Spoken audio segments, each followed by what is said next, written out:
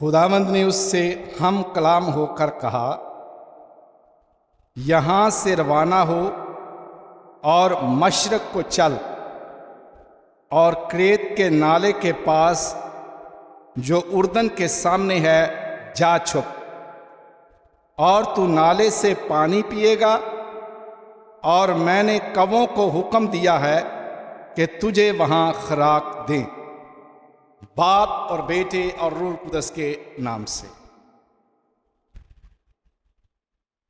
میں نے یہ ورد آج کی پہلی تلاوت سے لیا ہے، جو کہ پہلا ملوک 17 باب اور اس کی پہلی آیات ہیں، جسے پہلا سلاطین بھی کہتے ہیں۔ اور یہاں پر ذکر ہے ایلیا نبی کا،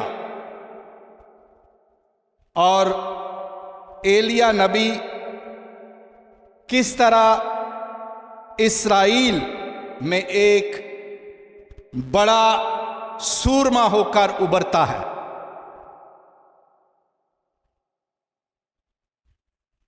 ہم جانتے ہیں، تاریخ میں پڑھتے ہیں، بائبل سے بھی پڑھتے ہیں کہ اسرائیل کا ملک ایک بڑا خوشحال ملک، سرسبز ملک، بڑی فصل پیدا کرنے والا ملک پایا جاتا تھا، اور یہ سمجھا بھی جاتا تھا کہ وہ ایک زرخیز ملک ہے،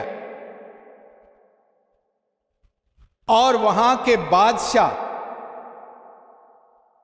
اس کی زرخیزی، اس کی خوشحالی، اس کی ترقی اور اس کے بلند ہونے کی وجہ بال کی پرستش کو قرار دیتے تھے، کیونکہ وہ سمجھتے تھے اور ان کا عقیدہ تھا کہ بال جو ایک بت پرستی کا بہت بڑا نام ہے، وہ سمجھتے تھے کہ بال کی وجہ سے یہ خوشحالی ہے، یہ سرسبز زمین ہے، یہاں بہت اچھی پیداوار ہو رہی ہے، کیونکہ بال کو وہ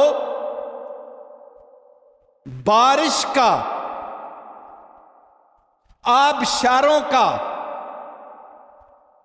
پانی کے سوتوں اور چشموں کا دیوتا اور سورس سمجھتے تھے کہ یہ اس کی وجہ سے ساری خوشحالی ہے۔ لیکن ہوتا کیا ہے کہ جب یہ بات ایلیا نبی یا الیاس نبی تک پہنچتی ہے کہ وہ بال کو اتنی اہمیت دیتے ہیں، تو اہی آپ کے سامنے، اہی آپ جو یروشلم کا بادشاہ ہے، اس کے سامنے ایک دم سورما بن کر کھڑا ہو جاتا ہے۔ ایک دلیر، نڈر اور بے باک نبی ہو کر خدا کا اس کے سامنے کھڑا ہو کر بول پڑتا ہے، اور اسے للکارتا ہے، اسے چیلنج کرتا ہے کہ تم کہتے ہو کہ بال بارش کا، چشموں کا، آبشاروں کا، اوس کا دیوتا ہے، لیکن میں اعلان کرتا ہوں، ذرا غور سے سنو اس کا اعلان کیا ہے۔ زندہ خداوند اسرائیل کے خدا کی قسم، جس کے سامنے میں کھڑا ہوں، ان 3 برسوں میں نہ اوس پڑے گی نہ بارش ہوگی جب تک میں نہ کہوں۔ یہ اس نے اس سے چیلنج کیا۔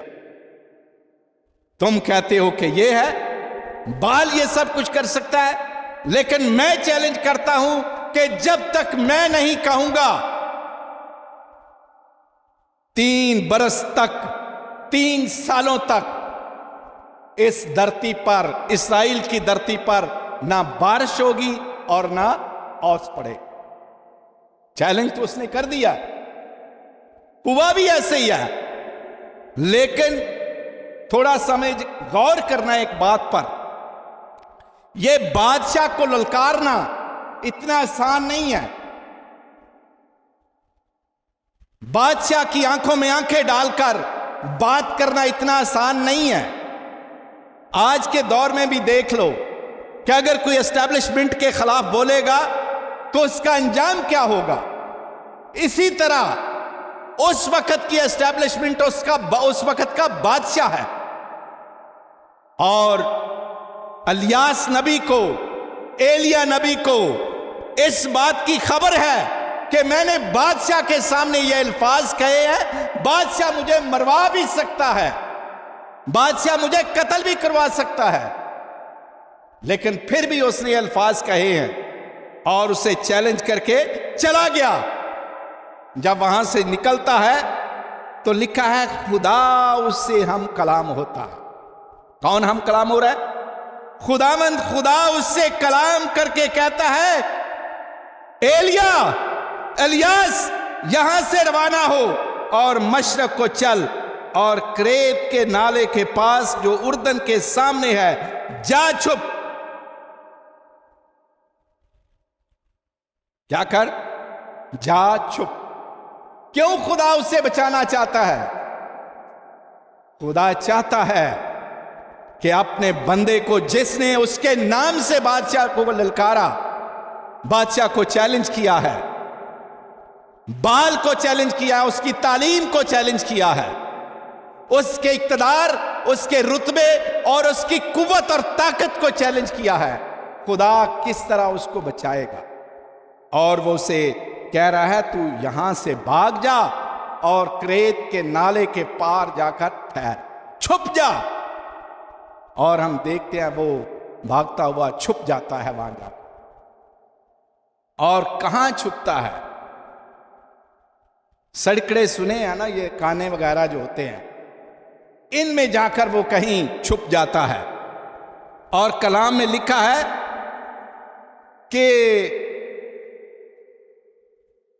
اہیاب جو بادشاہ ہے اس نے سلطنتوں اور قوموں میں اس کو ڈھونڈنے کے لیے آدمی بھیجے کہ کہیں الیاس نبی یا ایلیا نبی ہمیں مل جائے، کیونکہ وہ اسے قتل کرنا چاہتا تھا، اسے مروا دینا چاہتا تھا، کیونکہ اس کے ان الفاظ کی وجہ سے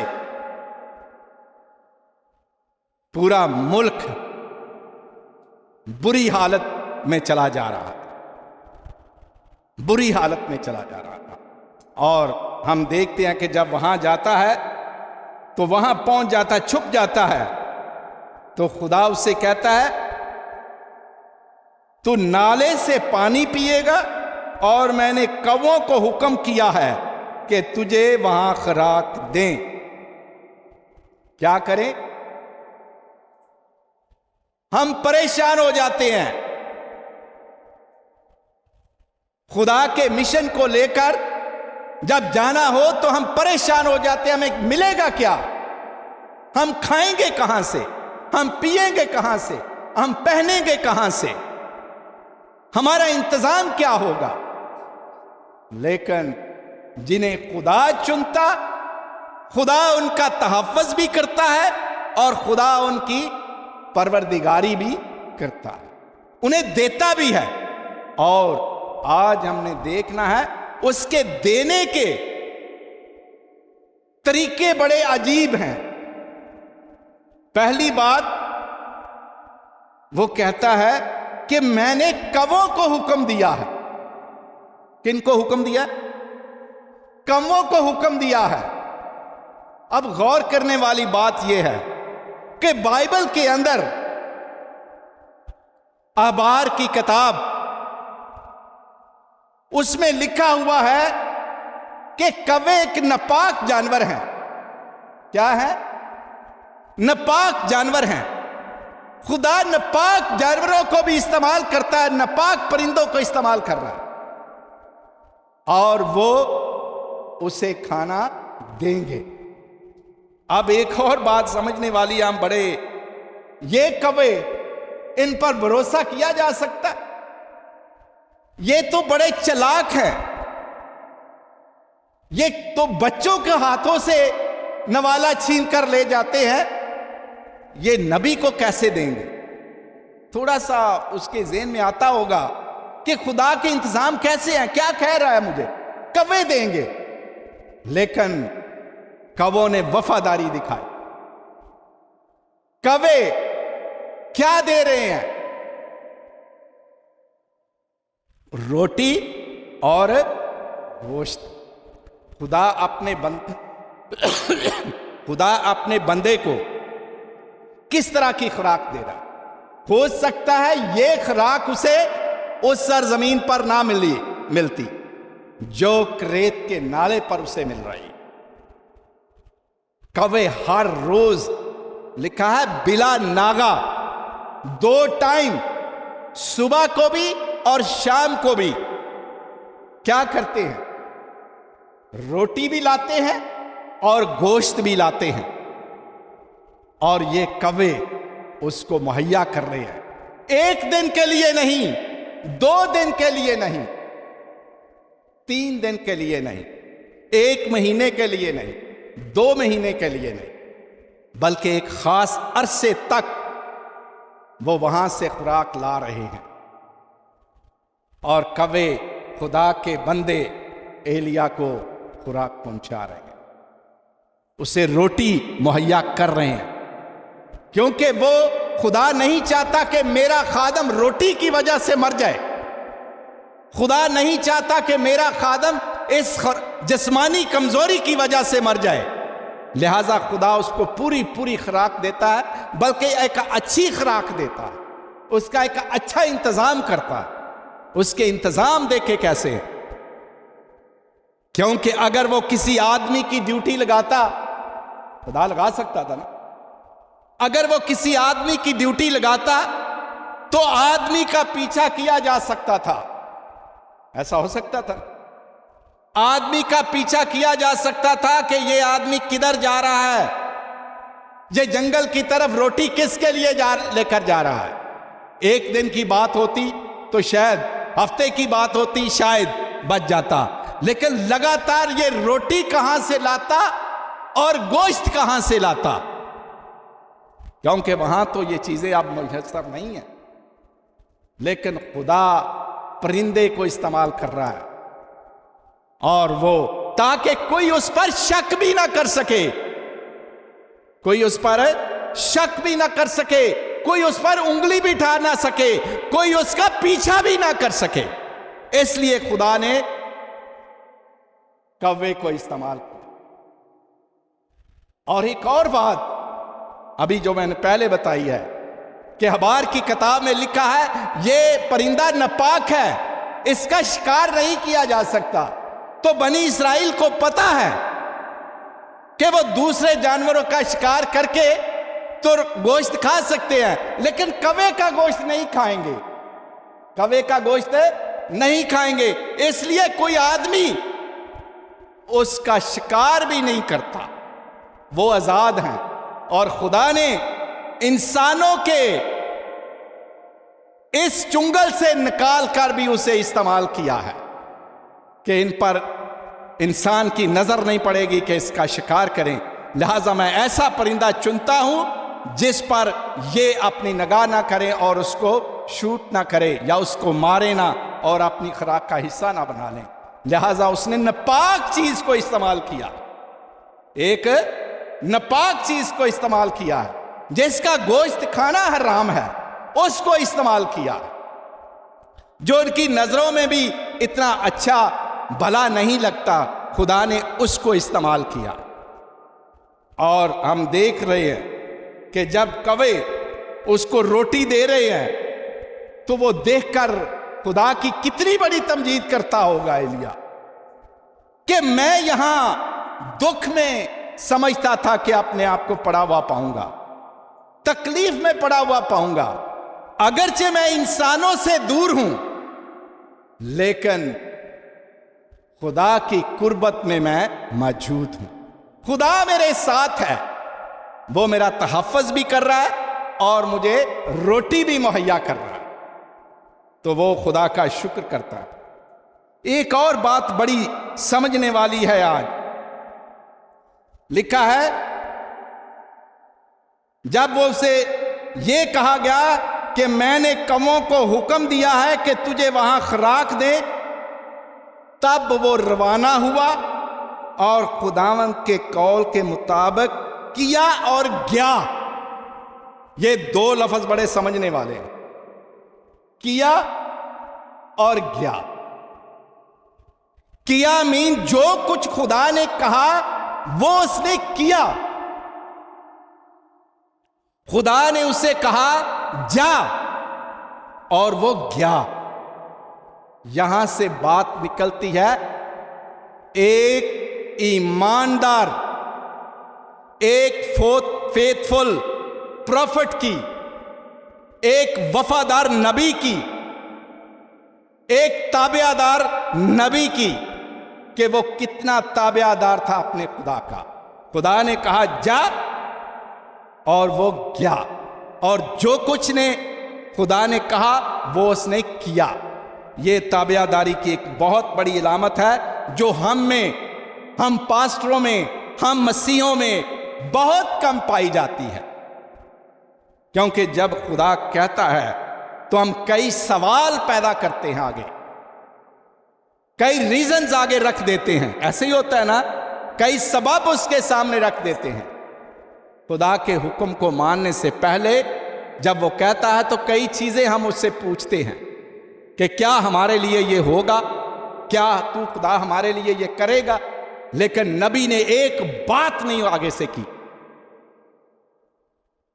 उसने भोला सा बनकर,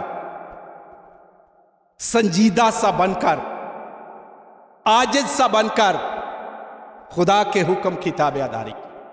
और लिखा है वो उसके कौल के मुताबिक उसने किया और गया।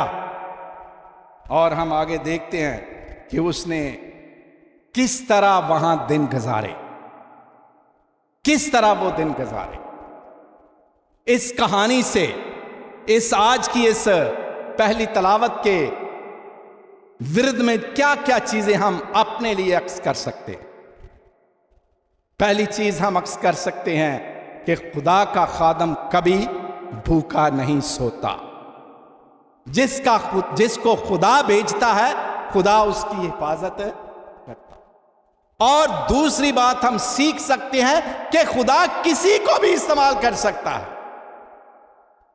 खुदा अच्छे बंदे को भी इस्तेमाल कर सकता है, बुरे बंदे को भी अपने काम के लिए इस्तेमाल कर सकता है। जिस तरह उसने फाहिश राहब को इस्तेमाल किया, इसी तरह खुदा कौवा जो नापाक जानवर है उसको भी अपने काम के लिए इस्तेमाल किया। और एक बात और ताबेदारी की हम सीख सकते हैं खुदा के इस कलाम से, कि खुदा का बंदा किस तरह खुदा के ताबेदार था। और तीसरी बात हम जो सीख सकते हैं वो ये है कि हम किस तरह खड़े हो सकते हैं या किसी को चैलेंज कर सकते हैं जब खुदा के कलाम के खिलाफ कोई बात हो, खुदा के खिलाफ हो, खुदा के निज़ाम के खिलाफ हो, तो क्या हम उसके लिए खड़ा हो सकते हैं जिस तरह एलिया नबी बादशाह के सामने खड़ा हो गया। और एक बात और हम सीखना चाहते हैं कौवों से भी। कौवे कितने वफादार निकले हैं। उन्होंने अपनी ड्यूटी में कोई कसर नहीं उठा रखी, पूरी वफादारी से अदा की। खुदा ने कहा जाओ मेरे बंदे को रोटी दो, तो वो दिन को भी गए और शाम को भी। उन्होंने वफादारी के साथ जो खुदा ने कहा वो किया। हम इंसान क्या कर रहे हैं? हमें जो ड्यूटी दे रही है या ड्यूटी मिली है, क्या हम वफादारी के साथ कर रहे हैं? खुदा देखता, परिंदों को देख रहा था ना, कौवों को देख रहा था, लेकिन कौवों ने यह नहीं देखा कि खुदा हमें देख रहा है या नहीं देख रहा। उन्होंने एक टीम बनाई। उन्होंने कहा आज इतने जाएंगे, कल आज इतने जाएंगे, फिर कल इसकी बारी आ गई। उन्होंने आपस में बारी लगा कि हम जाएंगे, और वो जाते रहे اور خوراک پتہ نہیں کہاں کہاں سے اکٹھی کرتے رہے، کہاں سے انہیں روٹی ملتی ہوگی. ذرا غور کرنے والی یہ بھی بات ہے، سوچنے والی ہے، یہ کوے روٹی کہاں سے لاتے تھے اور گوشت کہاں سے لاتے تھے؟ خدا کہاں سے مہیا اسے کر رہا تھا؟ اکثر زمین پر ہی تھا نا. میں جہاں تک خیال کرتا ہوں، جو میری عقل سمجھ میں آیا، کہ اہی بادشاہ کے پاس خزانہ تھا، اس کے پاس گدام تھے، اس کے گھر میں روٹی تھی، اس کے اتنے جانور تھے، ٹھیک ہے، کہ وہ روٹی بھی پکا رہے تھے اور کھا بھی رہے تھے، جبکہ دوسری پبلک کے لیے مسئلہ بنا ہوا تھا، کیونکہ وہاں پر کوئی قات کی قسم تھی نا، وہاں نہ روٹی تھی نہ کچھ اور تھا، لیکن بادشاہ کے گھر میں تھا. تو کوے اس کے گھر میں جاتے ہوں گے، لیکن کووں کو وہ منع نہیں کر سکتا تھا. وہ چچڑے جو بھی کچھ ہے وہ لیتے، اس کے گھر سے ٹکڑے لیتے اور اس کو کھلا رہے ہوتے تھے. دیکھو، جس کی جان کا دشمن بادشاہ ہے، خدا اسی کے گھر سے اس کو روٹی بھی مہیا کر رہا ہے. اسی گھر سے روٹی اور گوشت جو ہے کووں کے وسیلے سے خدا اپنے بندے کو دلا رہا ہے. یہ ایک بڑی بات ہے کہ خدا کیسے کیسے انتظام کرتا ہے، اور خدا کے انتظام جو ہے بے بہا ہے، وہ قابل تعریف ہیں، اور سمجھ ہماری کئی دفعہ انسانوں کی سمجھ سے بالا تر ہے کہ خدا کس طرح انتظام کرتا ہے. اور ایک بات اور ہم نے آج کووں سے بھی سیکھنی ہے.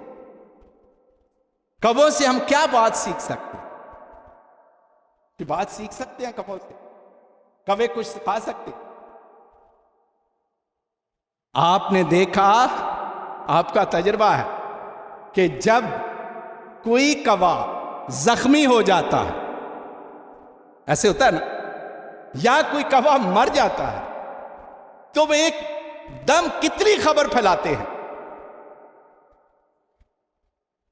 ان کی کمیونیکیشن جو ہے، ان کا ابلاغ جو ہے، ذرائع ابلاغ جو ہے، وہ بہت تیز ہے. کائیں کر کے وہ کتنے لوگوں کو بلا لیتے ہیں. ہوتا ہے ایسے کہ نہیں ہوتا؟ وہ بہت سارے لوگوں کو بلا لیتے ہیں. تو یہی سبق ہمیں کووں سے ایک اور بھی سیکھنا چاہیے کہ جب ہمارا کوئی ساتھی، انسانی ساتھی، دکھ کی حالت میں ہو، پریشانی کی حالت میں ہو، تو ایسی آواز نکالو کہ ہم سب اکٹھے ہو جائیں اور اس کی مدد کے لیے آ جائیں، اس کی مدد کے لیے آ جائیں. یہ کوے ہمیں سکھا رہے ہیں.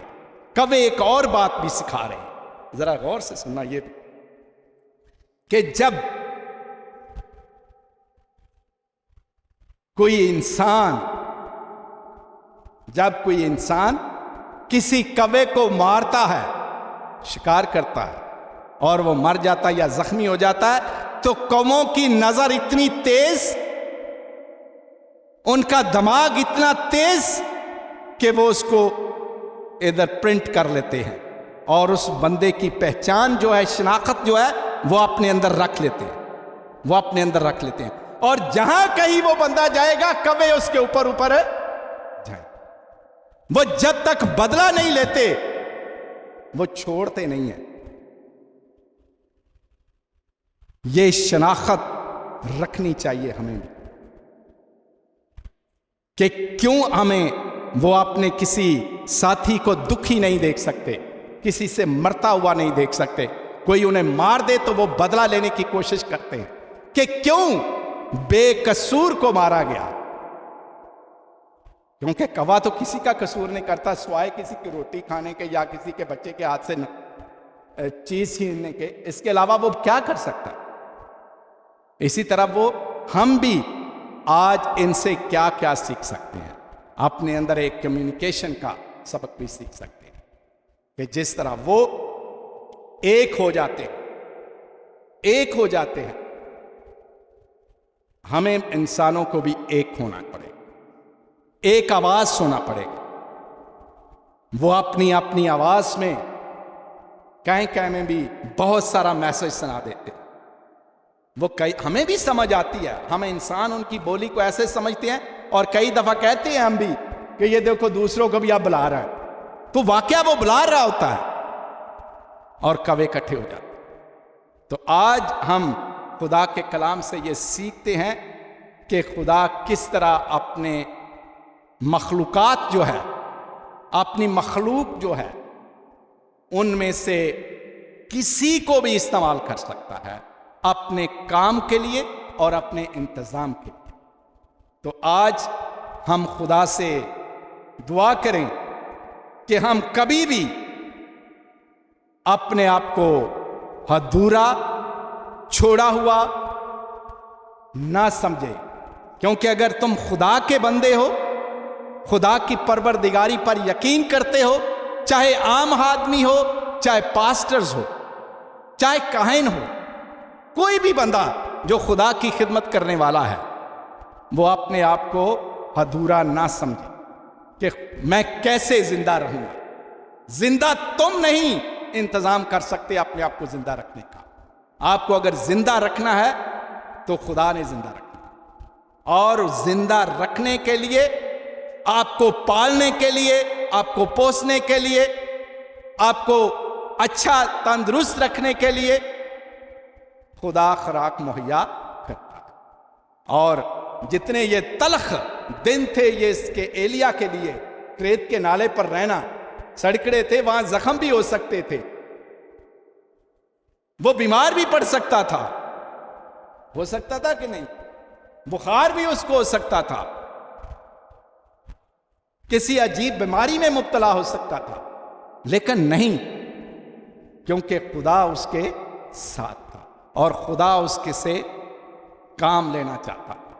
اور ہم دیکھتے ہیں کہ یہ خدا کا بندہ ایک بار پھر جب یہ سارا نظام ختم ہوتا ہے تو خدا اسے کہتا ہے دوبارہ جا، اہی آپ کے پاس جا، بادشاہ کے گھر میں جا۔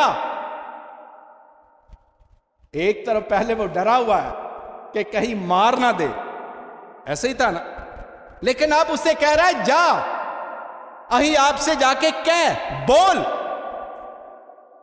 جب وہی آپ کے پاس جاتا ہے تو بڑا خوبصورت لکھا ہے کہ اہی آپ جب اسے ملتا ہے تو اسے سوال کرتا ہے، جب اہی آپ نے الیاس کو دیکھا، یعنی ایلیا کو دیکھا، اس نے اس سے کہا کیا تو ہی ایلیا اسرائیل کا دکھ دینے والا ہے؟ بادشاہ نے اسے اس پر کیا الزام لگایا ہے؟ ذرا دیکھیں الزام کیا لگایا ہے کہ ایلیا تیری وجہ سے پوری قوم دکھی ہوئی ہے۔ کیوں؟